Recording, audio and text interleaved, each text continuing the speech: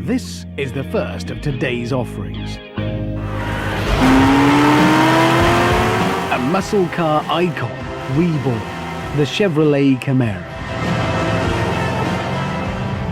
Jeremy has a theory about the Camaro. He believes that all Camaros are driven by murderers and you should never accept a lift in one because your head will end up swinging from the rearview mirror as an air freshener. The thing is, there's a bit more to this Camaro than that. Now, if you're under 12, then to you, this car is Bumblebee from the Transformers movies. And in a minute, it's going to stand up and throw an oil tanker at my face. But back in the 60s, its grandfather was fighting the Cold War. Not the big scary one with the Russians, but the Detroit Cold War. In 1964, Ford had launched the most famous muscle car of all, the Mustang. And 2 years later, GM struck back. Camaro, fiery new creation from Chevrolet. It was one hell of a battle. And the Camaro, well, it lost actually. Quite badly. In its first full year, Ford sold over 500,000 Mustangs. In its first full year with the Camaro, GM didn't manage even half of that. The other muscle cars, Mustangs, Chargers, they went on to starring roles in Bullitt. The Camaro did once have quite a nice role in an episode of Lovejoy. But this new boy is coming back fighting. This is the SS version, the most powerful, with a 6.2-litre V8. And at £40,000, it is a lot of car for the money. It also looks good. And unlike other muscle cars, the suspension isn't made from lampposts and logs.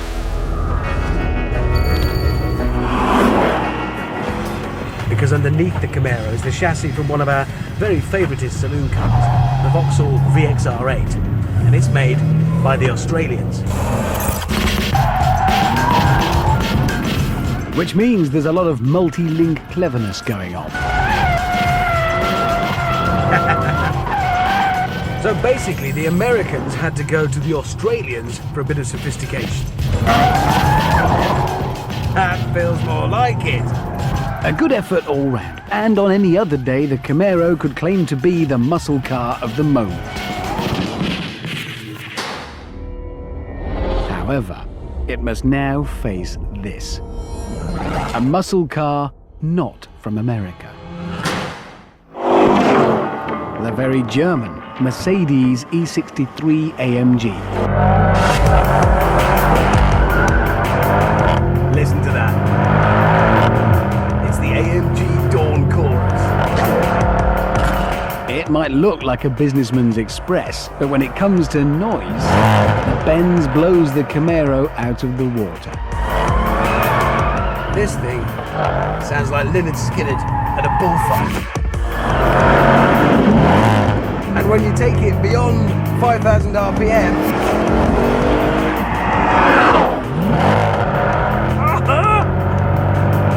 although the Mercedes, like the Camaro, has a 6.2-litre V8, it's faster and more powerful.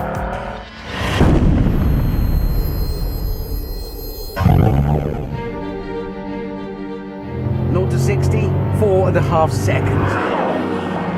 Top speed normally limited to 155 miles an hour. Or for £2,230, you can have the limit raised to 186. Almost 40 more than the Camaro will do.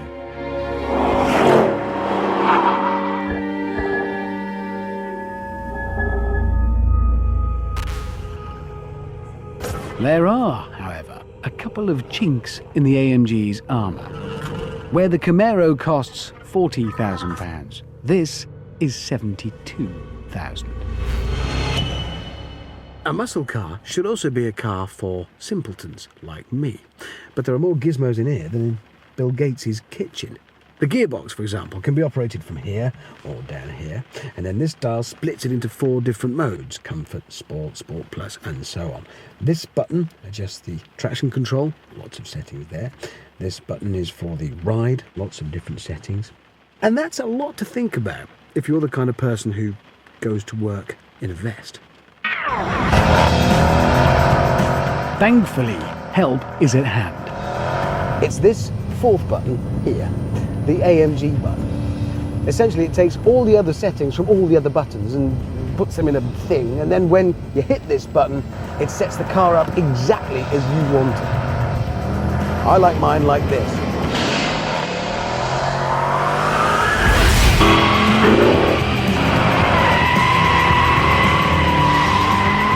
With the button in what I call redneck setting, the AMG can outslide, outturn, and outrun any muscle car on the planet. I'm in a massive German executive saloon, going sideways.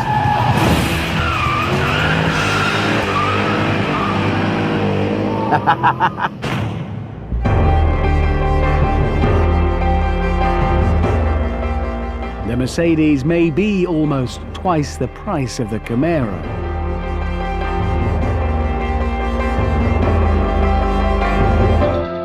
But the fact is, it's twice the car.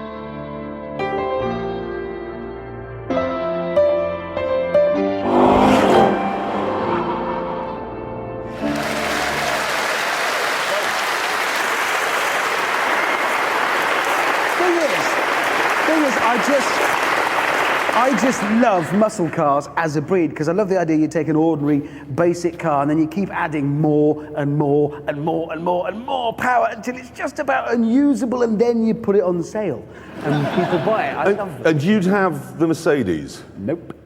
I know I said the Merc is twice the car. No, I'd have the Camaro. It's just got so much more soul. It's a stupid car. It's a brilliant car. It's Okay, fun. things you'll never hear as somebody gets in. I walk up, I'd just like to thank the Nobel Academy, and now I'm going home. Or how about this one?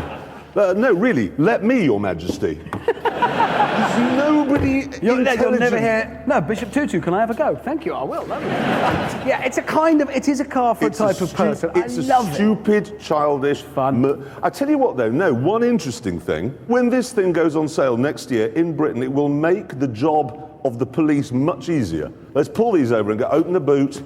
Whose head's this? But nevertheless, we must find out how fast these cars go around our track, and that, of course, means handing them over to our tame racing driver. Some say that if you hold him in the wrong way, he doesn't work properly. And that just very recently, he developed an irrational hatred of Rubens Barrichello. All we know is, he's called the Steg. And they're off. And what a racket from the E63, drowning out the Chevy. You can, of course, get the fantastic AMG V8 in many Mercs, and personally, I wouldn't have it in this one. It's just too ugly, and in this case, slightly brown. Okay, they're around the first corner. There we are, Vuvuzela's on all 3 channels now. Stick, hopefully, will get bored of them next week. Camaro, I must say, does have a certain distinctive presence, which is peace of mind for the murder squad. Up to the hammerheads, both getting a little bit sideways there, but only the Camaro feels the stick with a sudden urge to murder his postman. No, wait, actually he did that in 2004. Follow through now, both. Yep, going through there nicely. And yep, kicking up dust through the tyres. 2 corners remain, and let's have a look. Oh, Camaro getting it very crossed up. Merck's running away now, just Gambon left, and they are now through that and across the line. Got times? These are the times. So, the Mercedes did it in 1:24.9, which puts it there. Look at that, that's not bad at all. That's unbelievable. That's the same as that Supersport Bentley. It is, yes. And the Camaro did it in 1:20. 27.9. just keep going down. It's down. 27.9. Yeah, it's down here. So it's even slower than the pickup truck of the car on which it's based. Yeah, it is that, yeah. But I'd still have this. It was probably weighed down by all the body parts in the boot.